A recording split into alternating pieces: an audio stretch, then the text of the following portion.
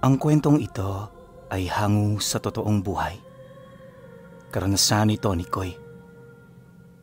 Taong 1966, Landusan, Samar.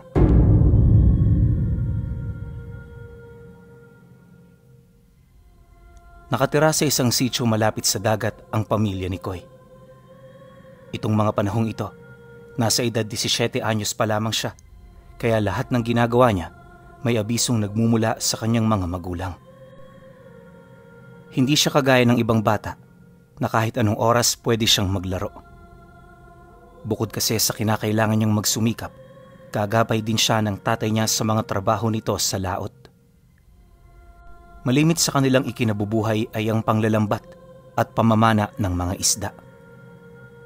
Kumukuha rin sila ng samut-saring lamang dagat kapag nataong matumal ang hulihan sa mga araw na dumaan. Napakamadiskarte ng kanyang ama, kaya sa loob ng ilang dekadang pamamalaot nito, ni minsan hindi niya naramdaman na parang gipit na gipit sila. Kapag mayroong problema, palagi itong gumagawa ng paraan. Ang ganun itong pag-uugali ang naghubog sa kanya upang mas maging matibay at matatag sa paglipas ng panahon. Taliwas din sa ibang mga bata, hindi siya lumaking mahina.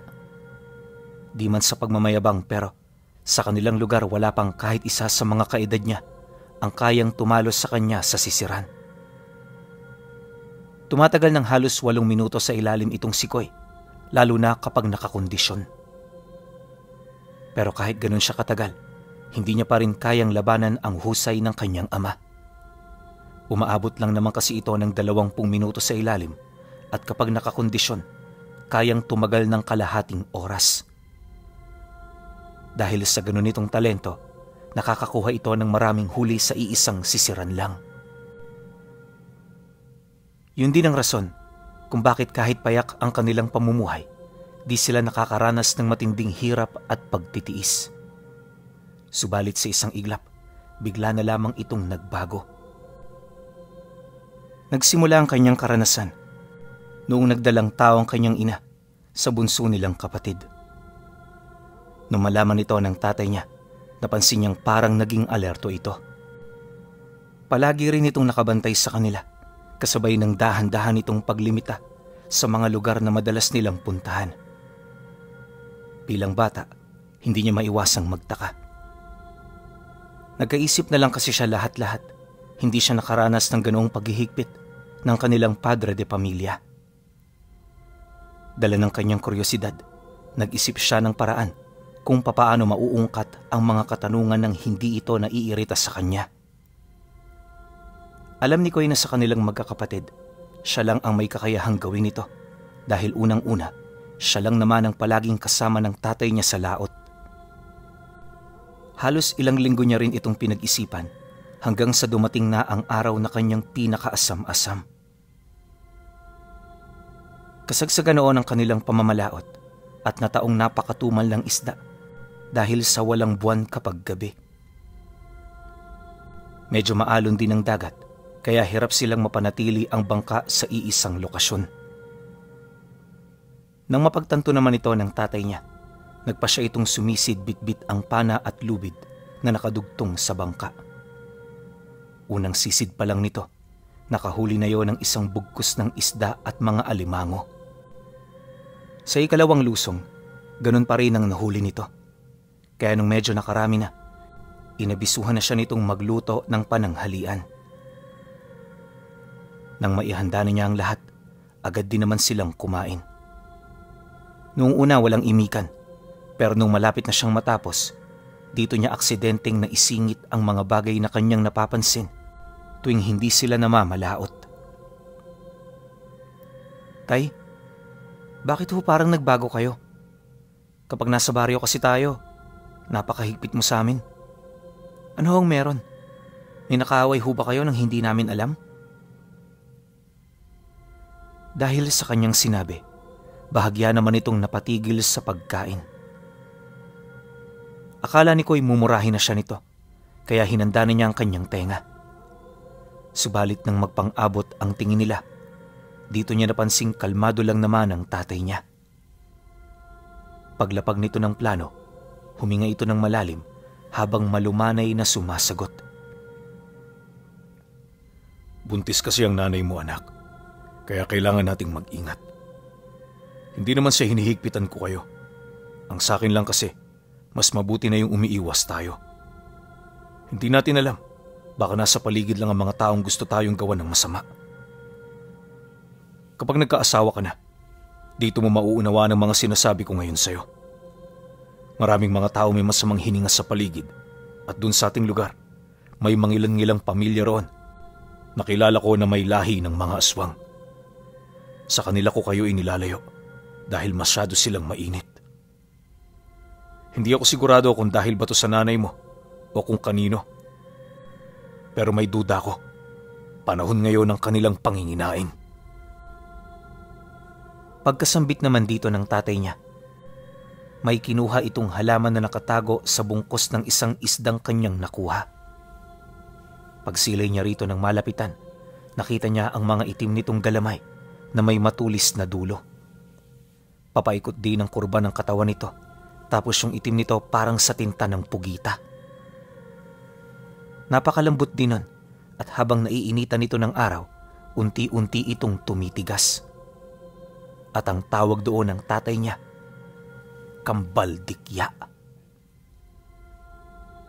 Nang marinig ni Koy ang tungkol dito, wala siyang maisip kung para saan ito. Basta ang akala niya, ordinaryong halaman lang yon na pantaboy sa mga aswang na sinasabi ng tatay niya. Ang hindi niya alam, ubod palang nakakalason ang halamang dala nito. At sa hindi malamang dahilan, nakakaya niya itong mahawakan kahit walang proteksyon ang kanyang mga palad. Makalipas pa ang ilang minuto, dala ng kanyang kuryosidad, sinubukan niyang hawakan ito.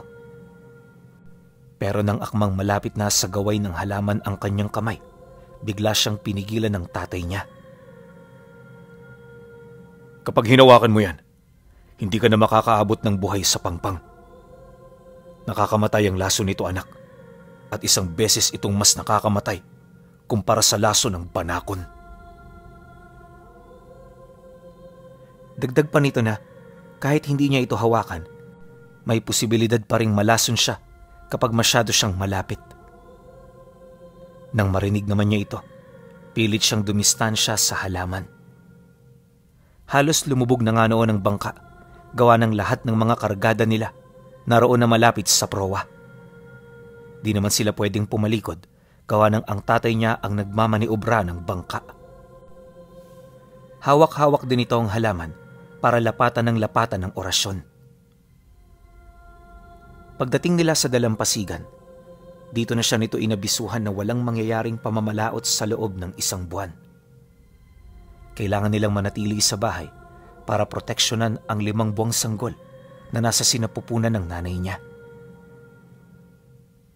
Habang wala rin silang ginagawa, obligado siyang dumiskarte dahil sa loob ng 1 buwan, hindi maghahanap buhay ang tatay niya. Nakakabahala man ito kung iisipin. Alam niyang mas binibigyan nitong halaga ang batang malapit ng maging parte ng kanilang pamilya. Pagsapit ng gabi, inabisuhan na rin ito ang iba pa niyang mga kapatid. Hindi man ito katanggap-tanggap nung una, wala rin naman yung nagawa. Bukod kasi sa utos ito ng tatay nila, alam nilang may rason ang mga desisyon nitong ginawa. Dumaan pa ang mga araw, naging maayos naman ang lahat. Habang abala sila sa pagpapanatili ng kanilang mga pananim at alaga, napapansin niyang napakaabala rin ng tatay niya sa loob ng bahay. Kalahating araw itong nananalangin at pagtungtong ng hapon, may mga abo itong sinasaboy sa pintuan ng bahay nila. Kapag gabi naman, pagkatapos ng hapunan nila magbabandang 6:00, direkta itong tutungo sa sala ng bahay kung saan naroon ang kanilang altar. At mula roon, magninilay ito at magro-rosaryo hanggang sa sumapit ang hating gabi. Sa loob ng 1 linggo, ganun palagi ang ginagawa nito. Halos mapaisip na nga noon ng mga kapatid niya kung bakit ganoon ang inaasal ng tatay nila. Marami na rin itong nagiging tanong sa kanya na kesyo bakit ginagawa niya ito, para saan yun, at kung ano-ano pang mabababaw na katanungan. Kapag naririnig naman ni Koy ang hinaing ng kanyang mga kapatid, pinapayuhan na lamang niya itong hayaan ang kanilang padre de pamilya. Kahit kasi anong gawin nila, wala rin naman silang magagawa. Mariin din niyang inilahad na ang sakripisyong yon ng kanilang ama ay para sa ikabubuti nilang lahat. Pagkatapos ng isang buong linggong pagdarasal nito, dito niya na napansin ang ilang matatandang napapadaan sa kanilang bahay tuwing hapon. Akala niya na taon lang, pero nung mapansin ito ng tatay niya, bigla nitong kinumpronta ang dalawang matandang palaging dumaraan sa harapan ng bahay nila. Dala naman ng pag-aala kung ano ang gagawin doon ng tatay niya, nagdesisyon siyang bumuntot sa likod nito.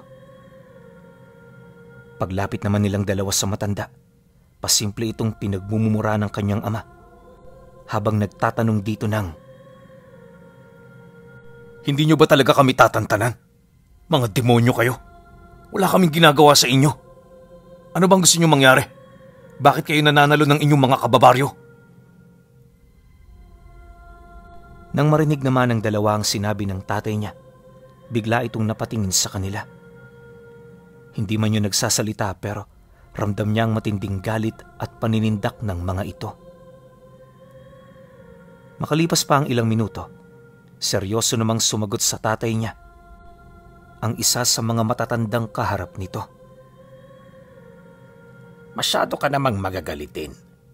Wala pa namang kaming ginagawa. Tsaka isa pa, dumaraan lang naman kami. Ano ba ang problema sa ganon?" "Dumaraan?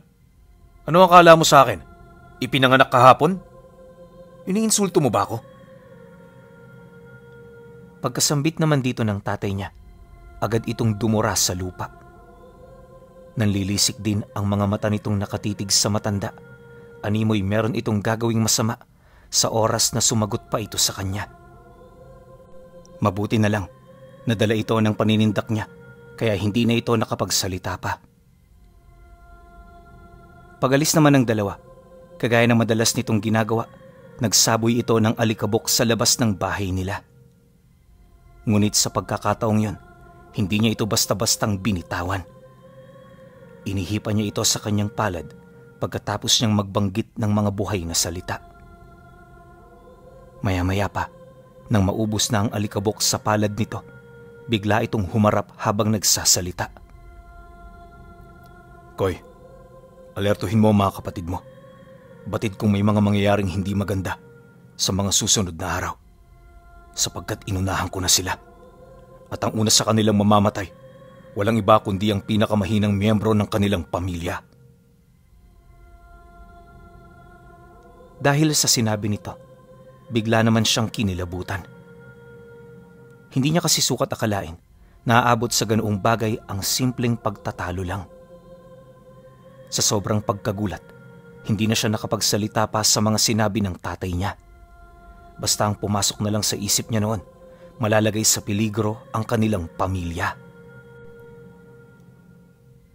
Kinagabihan habang sila'y naghahapunan, bigla na lang pumasok sa bahay nila ang isa sa malapit na kakilala ng kanyang ama. Sa itsura nito parang nagmamadali ito, gawa ng bukod sa pawisan naghahabol ito ng hininga. Paglapit nito sa hapagkainan, agad naman itong kinausap ang tatay niya hinggil sa nangyayaring di inaasahan sa pamilya ng mga aswang. Ayon dito, dapit hapon nang masagap nila ang balita tungkol sa pagpanaw ng bunso ng dalawang pamilya. Ikinagalit ito ng dalawang matanda at kaya nila ito nalaman ay dahil sa walang patid nitong pagsisisigaw sa labas ng kanilang pamamahay. Damay na rin sa galit nito ang kanilang mga kapitbahay, kaya ang mga nakatira roon nagpasya ng lumipat sa tahanan ng kanilang mga kakilala. Rason ng mga ito, mas mainam na umiwas kaysa madamay pa sa gulo. Nabanggit din ng kanyang kaibigan na noong una ay wala silang kaide-ideya ukol sa taong kinagagalitan ng mga ito. Pero dahil nakinig sila, nalaman nilang ang ama pala ni Koy ang ugat ng pagkamatay ng mga anak nito. Dahil sa kanyang mga narinig, hindi na niya napigilan pa ang kanyang sarili na ipagbigay alam ang mga nangyari. Maaaring mapahamak siya sa kanyang ginawa, ngunit hindi niya kayang talikuran ng konsensya na hindi ito masabi sa kaibigan niya. Dahil sa sinabi nito, taus-puso naman doong nagpasalamat ang kanyang ama. Ito na rin mismo ang nagkumpirma na siya nga ang pumatay sa mga anak nito. Mariin din niyang inilahad na hindi naman niya sana gagawin ito kung hindi siya ginalit ng mga nilalang na yon. Gusto rin niyang patunayan na hindi sila ang tipo ng pamilya na basta-basta na lamang nitong maaapakan at mayuyurakan. Hayaan mo lang sila. Inaasahan ko naman talaga magpapang-abot kami sa ganitong sitwasyon. Pero hindi na bale. Nangyari na ang mga nangyari. At kung ako sa'yo, mag-alsabalutan ka na rin para makalikas ka pansamantala. Nang marinig naman ito ng kaibigan ng tatay niya, hindi ito sumunod. Naniniwala kasi itong matibay ang kanilang tahanan, kaya hindi ito basta-bastang mapapasok ng mga nilalang. Dagdag pa nito na, gusto niyang makita ang mga susunod na pangyayari, kaya kahit takutin siya, hinding-hindi siya matitinag. Dahil sa sinabi nito, wala namang nagawa ang tatay niya kundi ang tumawa. Alam din naman kasi nitong matigas ang ulo ng taong yon, kaya inaasahan niya ang ganoon itong sagot. Pagkaraan pa ng ilang minuto, nang wala na silang mapag-uusapan, umalis na rin ang mga ito. Paglalim naman ng gabi, natulog na silang magkakapatid. Gustuhin man niyang samahan ng tatay niya sa sala, hindi na ito kinaya ng pagod ng katawan niya. Basta para hindi siya mag-alala, inisip na lamang niyang normal ang gabing daraan. Subalit lingid sa kanyang kaalaman, dito na pala magsisimula ang kalbaryo ng pamilya nila. Tumungtong ang alauna ng madaling araw. Napabalikwas siya sa kanyang higaan dahil sa ingay na kanyang narinig. Hindi niya mawari kung ano ito pero parang nagmumula ito sa labas ng bahay nila. Dahil dito agad naman siyang tumayo habang dahan-dahang lumalapit sa lampara nilang nakapatay. Napakadilim nun sa loob ng kwarto. Kaya para may makita siya, naisip niya na sindihan ito. Ang kaso lang, nang akmang ikikiskis na niya ang posporo, biglang may humawak sa kanyang braso. Hindi niya ito maaninag pero sigurado siyang kapatid niya ito. Kuya, huwag mong sindihan. Yan ang paalala sa amin kanina ni Itay. Nang marinig niya ang sinabi nito, medyo hindi siya naniwala. May katigasan din kasi ang ulo ni Koy, kaya kahit sinabi na sa kanyang bawal, nagpumilit pa rin siya. Bagaman may babala na, kiniskis pa rin niya ang posporo hanggang sa dito na niya makita ang bintana ng bahay nila na dahan-dahang bumubukas. Unti-unti na rin niyang napansin ang may itim na kamay na pilit pumapasok doon. Dahil dito nanigas ang kanyang katawan. Gusto niya na noong kumaripas ng takbo habang sumisigaw pero hindi niya ito magawa-gawa. Ang mas nakakabahala pa, parang hinihintay ng katawan niya na makapasok ang nilalang na yon. Maya-maya pa, sumigaw ang tatay niya at dito na tuluyang namatay ang posporong hawak niya. Bigla ring nawala ang mga ingay na kanilang naririnig at sa isang iglap, naramdaman niya ang pagkalma ng kanyang katawan. Hindi naglaon. Dito na rin binuksan ng kanyang ama ang pintuan ng kwarto. Kahit wala siyang maaninag sa loob, ramdam niya ang paglapit nito kasabay ng agaran nitong pagkaladkad sa kanila patungong sala. Una nitong pinagalitan ay yung kapatid niyang binalaan nito ukol sa mga mangyayari sa sandaling nagbukas sila ng lampara. Matapos naman itong mailahad ang lahat ng yon, unti-unti na silang nakarinig ng mga pag-angil.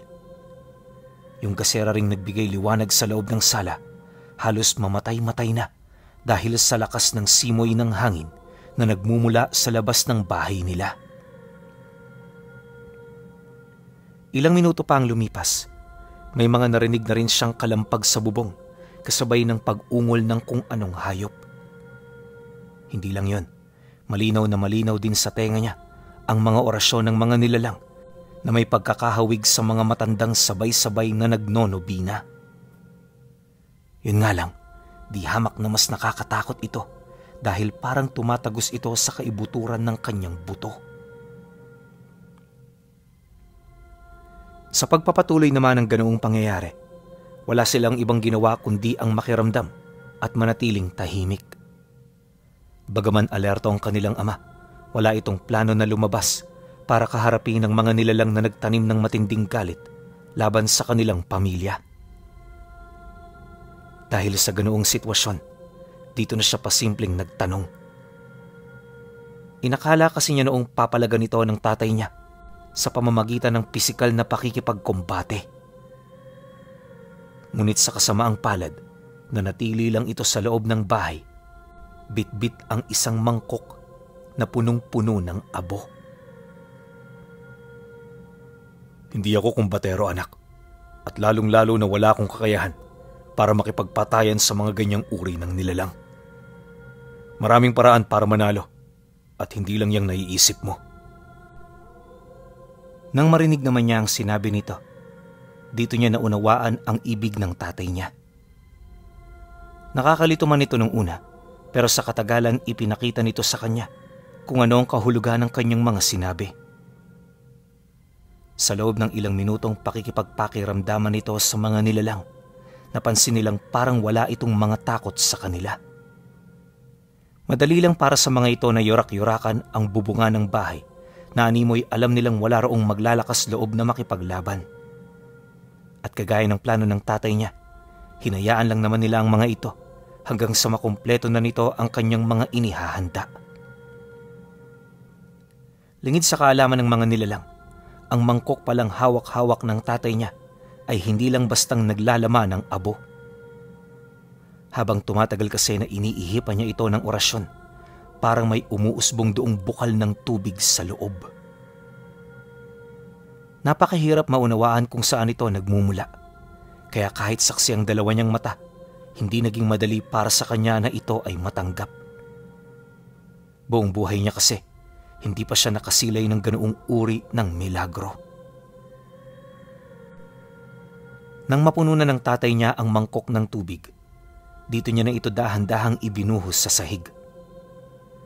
Pagkatapos muli itong nagdasal, hanggang sa marinig na lamang nila ang pagsipulasan at paglipad ng mga nilalang sa bubong ng bahay. Nawala na rin ang ingay ng mga nilalang na nambabato ng putik sa dingding, hanggang sa narinig na lamang nila ang iilan sa mga ito na biglang umatungal mula sa malayo. Matapos ang pangyayaring yon, tumahimik ang buong paligid. Dito na rin nagtapos ang kalbaryong kanilang pinagdadaanan. Hindi man ito kapani-paniwala, mariing inilahad ng tatay nila na totoo ang lahat ng yon. Dagdag pa nito na iwasan nilang magpakakampante dahil yun pa lamang ang simula. Hindi ito titigil hanggat walang namamatay sa kanilang pamilya. Kumbaga, buhay ang kinuha mo, buhay din ang kabayaran. Nang marinig naman niya ang tungkol dito, napalunok lang naman siya ng laway buhat sa matinding kaba. Kinabukasan, pagsikat ng araw, naging abala sila sa pagkuskus ng putik na dumikit sa kanilang dingding. Hindi nila ito gaanong binabasa ng tubig, gawa ng umaalingasaw yon kapag natatamaan ng malakas na simoy ng hangin. Literal ding parang amoy dumi ang kabuuan ng bahay nila dahil sa mga putik na ibinato ng aswang sa kanila. Pagpatak naman ng hapon, muling dumaan ang dalawang matanda. Subalit sa pagkakataong yon, hindi ito hinarang ng tatay niya. Marahil ay kinutuban itong may mangyayaring hindi maganda sa oras na kumprontahin niya ang dalawa. Ayon kay Koy Pinuno, habang dumaraan ang dalawang matanda, nanlilisik ang mga mata nitong nakatitig sa mga bintana ng bahay. Bumubuka-buka rin ang mga bibig nito na parabang meron itong inuusal. Matapos naman niya itong masilayan, imbis na magpakita sa mga nilalang, napilitan siyang magtago. Hindi niya mawari pero sa mga sandaling yon parang napakabigat ng presensyang bumalot sa loob ng bahay nila. Ilang beses na rin niyang tinawag ang tatay niya ukol dito pero abala yun sa pagdarasal. Kalaunan, nang makalayo na ang dalawa, doon pa lamang natapos sa pagdarasal ang tatay niya. Pagtayo nito, sumilip lang ito ng bahagya sa labas bago pumasok sa loob ng silid. Maya-maya pa, paglabas nito, hawak-hawak na nito ang kambaldikya na nakuha nito sa kanilang huling pamamalaot. At taliwas sa mga kambaldikyang unang ginagamit, hindi ito dinurog ng tatay niya, bagkus kinain niya ito ng hilaw. Nang masipat naman niya ang ginawa nito, tanong siya ng tanong gawa ng kung hindi siya nagkakamali, nakakamatay ang bagay na yon. Inakala rin kasi niyang magpapakamatay na ang tatay niya dahil sa tindi ng kanilang mga pinagdadaanan. Ngunit nang marinig nito ang kanyang sinabi, tumawa lang naman ito habang sumasagot ng, "Kung magpapakamatay ako, anak, sa tingin mo anong mangyayari sa inyo? Masyado pa kayong bata para dumepende sa inyong mga kakayahan. Kahit ikaw, hindi ako kumbinsidong makakapaghanap buhay ka nang wala ako. Huwag kang mag-alala, hindi pa ako nasisiraan ng ulo. Kaya ako ito ginawa dahil naghahanda ako. Gusto ko nang tapusin ang lahat at para matahimik na tayo." Dahil sa sinabi nito, napabuntong hininga lang naman siya. Hindi nagtagal, nang wala na siyang maramdamang pag-aalala, tahimik niyang pinagmasdan ng mga susunod na gagawin ng tatay niya. Habang lumalalim ang gabi, dahan-dahan na nitong sinugatan ang kanyang sarili. Salawal lang din ang natirang saplot ng katawan nito bago yun nagdesisyong lumabas, bitbit ang sundang nilang hindi man lang nahasa. Napakapurol ng sundang na hawak nito, pero malakas ang kanyang kutob na may magagawa roong milagro ang kanyang ama.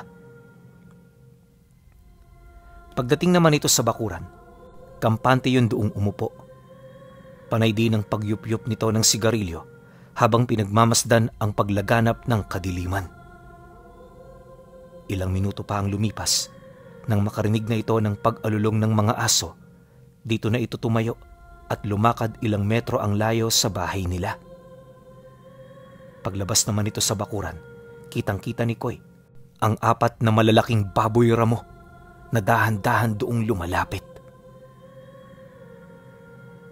Maya-maya pa, bigla na lamang sumugod ang mga ito patungo sa kinaroroonan ng tatay niya.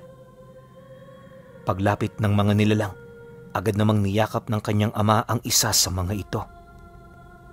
Dahil sa kanyang ginawa, dito na siya sinakmal ng baboy na siyang naging sanhi upang magtamo ito ng malalim na saksak sa may bandang tagiliran. Akala ng mga aswang sila na ang mananalo.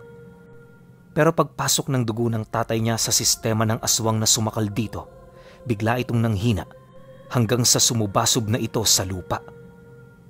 Agaran ding bumula ang bibig nito kasabay ng panaka-naka nitong pagkumbulsyon. Nang masipat naman ito ng mga kasamahan nitong aswang, sinubukan nila itong ilayo sa tatay niya, pero pagkagat sa paa ng isa sa mga ito, agad naman yung nanghina. At kagaya ng naunang biktima, namatay din ito ng hindi inaasahan. Nang mapansin ito ng 2 pang aswang, hindi na nila sinubukan pang iligtas ang 2 biktima. Sa halip pinagtuunan nila ng pansin noon ang katunggali nilang medyo nanghihina na. Sa estado kasi ng ama ni Koy, isang pag-atake na lamang mamamatay na ito. Pero yun ang akala nila. Dahil nang akmang maghahanda na silang sumugod, nasipat nila itong tumayo habang nakangisi. "Nagulat ba kayo sa nangyari? Sinasabi ko na sa inyo, huwag niyo akong kakantiin dahil hindi niyo magugustuhan kapag gumanti ako. 4 na ang namatay sa inyong lahi. Hindi pa ba kayo nadadala?" Nang marinig naman ng mga ito ang sinabi ng tatay niya, Medyo nakaramdam ito ng pagkasindak. Imbis kasi na sumugod, napansin niyang parang nag-alangan ang dalawa. Maya-maya pa, nang muli itong magkaroon ng lakas, dito na ito pasimpleng umusad, patungo sa parte kung saan hindi ito basta-bastang mapapansin. Nang mapagtanto naman ito ng tatay niya, nanatili naman itong nakatayo habang pinakikiramdaman ang paligid. Sa isang iglap, pagsilay nitong tumatakbo na papalapit ang dalawang nilalang, bigla naman itong isinuka ang kinain nitong kambaldikya, sabay hati nito. Nang mahati na sa dalawa ang bagay na yon, may parang ugat ng dugo ang kumalat sa lupa. Mabilis nitong tinunto ng kinaroroonan ng dalawang nilalang hanggang sa makalapat na ito sa kanilang mga talampakan. Sa sobrang lakas ng laso na nagmula rito, sumuka ito ng itim na likido bago nangayayat hanggang sa maging butot balat. Hindi na rin ito nabigyan ng pagkakataong makapagpalit anyo buhat sa lakas ng laso na kumapit sa kanilang katawan. Matapos ang pangyayari, nanatili pa sa lugar na yon ang tatay niya ng halos 7 oras. Gustuhin man nila itong lapitan, pilit itong tumanggi sa paniniwalang aktibo pa ang laso na pinakawalan nito. Maya-maya pa, nang mawala na ang lason sa lupa, dito pa lamang nila ito natulungan. At sa maniwala man kayo o hindi, nag-aagaw buhay na ito nang malapatan nila ng lunas. Awa naman ng Diyos, nakaligtas ito buhat sa tulong ng albularyong nagmagandang loob. Ang mga nilalang namang namatay, agad na ipinalibing ng albularyo sa mga kakilala nito. Ilang araw pa ang lumipas, parang bulang naglaho ang pamilya ng mga aswang. Sa panig naman nila, inabot ng 1 dekada bago matamna ng malusog na halaman ng lupa. May mga tumutubo naman doon. Ang kaso, nakakalason umano ang bunga nito, kaya hindi nila kinakain. Naniwala naman sila sa sinabi ng tatay niya, lalo pat sapat ng basihan ng mga bagay na kanilang nasilayan noong mismong gabi. Magpahanggang sa ngayon pinuno, kahit may edad na si Koy, hindi pa rin niya malimot-limutan ang kanyang ama. Lalo na ang palagi nitong kinukuha sa dagat na tinatawag nilang Kambal Dikya.